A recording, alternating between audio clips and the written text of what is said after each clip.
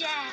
I don't care if we never get back. Let me root for the home team. If they don't win, it's a shame. So it's 1, 2, 3 strikes, you're out at the local game. Welcome to a lesson for auditory learners. Our topic today, how to hit a baseball.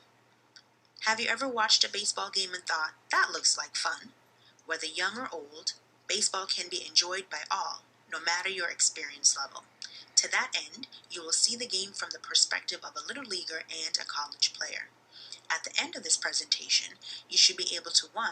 Recognize the strike zone in a baseball game, 2. Identify the proper foot placement and angles to ensure proper balance, 3. Demonstrate the proper techniques for holding the bat, including when to engage in motion and how to maintain a straight and steady swing to ensure solid contact with the ball, 4.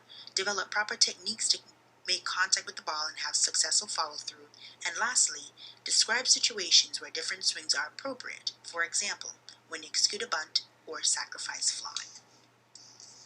Where in the world is the strike zone? The official strike zone is the area above home plate where strikes are called. The pitch must be over home plate, above the batter's knees, and below the batter's belt. However, most diehards and even the casual fan know that the strike zone is subjective. Our first video discusses the subjectivity of the strike zone. In our second video, we will watch live game action of a called strike. Now what we're going to talk about is knowing the strike zone. Now, whether you're in Little League, you play in high school, you play in college, you play in the pros, they have their own little nuances, small little variables, but essentially the strike zone is this. It's from just under his pec here to just above his knees right here. Now, obviously, the pros, maybe they lower it a little bit, maybe they raise it up a little bit, it's a little bit more open for Little League, things like that. But again, the essential zone is from here, right below his pecs, to about his knees. So if you think about it, you only have to look at pitches this high. This is why keeping your eyes on the ball is such an important thing. If a ball is way up here at his head, he doesn't want to swing at it. If he doesn't have his eyes on the ball, he doesn't know where it's at. Always got to have your eyes on the ball that way you know the zone. It's a big part of knowing the zone. Also, the second part of knowing the zone. The zone is from this side of the plate to this side of the plate. On a typical home plate, there's a little bit of black on the outside. It's normally the black. Now, obviously, umpires vary. It's totally subjective. They don't have a machine that says that was a strike, that was a ball.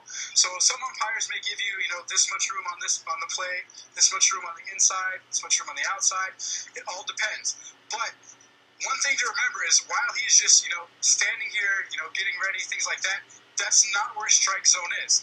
His strike zone is actually after you go through your swing. It's the area that is your strike is from below here to your knees while you're swinging. So if you have a guy that stands straight up, it would be the same as when he's getting ready. But if you have a guy that drops down a little bit, then it's obviously going to shrink up his zone a little bit. That is knowing the strike zone, just knowing exactly where you can hit the ball to give yourself the most effective use of your time. Okay, can you please describe what the strike zone is in a baseball game? Yes, the strike zone is the area above the plate, which is 17 inches wide, between the batter's knees and it's about his chest area.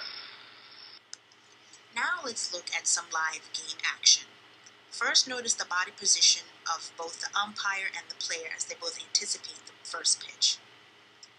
The first pitch is called ball because the ball was not thrown over home plate. Instead, it was far outside.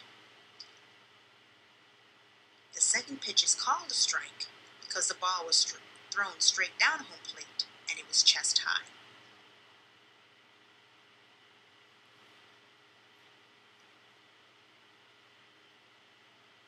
The third pitch is called a ball.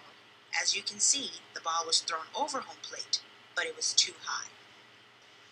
In the following videos, both our little leaguer and our college player will discuss the proper stance at the plate. While at the plate, a player must have the proper technique, such as how they place their foot and body and angles in their stance while they prepare to hit a pitch. And can you identify the proper foot placement and angles to ensure proper balance? The most likely way to ensure balance is to keep your feet shoulder width apart and bend down. Bend your knees. slightly? Yeah. Okay. And where are they aligned with we don't have a home plate, but if we did have home plate? Your left foot should be at the tip of the plate. Okay. Hey, why not get in your stance right now while you watch the videos? What is the proper foot placement and angles to successfully hit a baseball? Well, when the batter gets into the box, most people want their feet about a little more than shoulder width apart, with their legs slightly bent at the knees. Just allows them more movement, more flexibility. And when one makes contact with the ball, they really want it to be about 90-degree angle in their shoulders and then in their elbows, like here on both sides, here and here, about 90 degrees. That just assures the most power and force going behind your bat and exploding through the baseball. Now that you know where the strike zone is and how to stand at the plate, let us turn our attention to techniques for hitting a ball. Listen as the Little League player talks through the different techniques. Could you describe the proper technique for holding a bat so that you can ensure solid contact with the ball? If you're a smaller person, you usually want to choke up on a bat, which means that you move your hands up high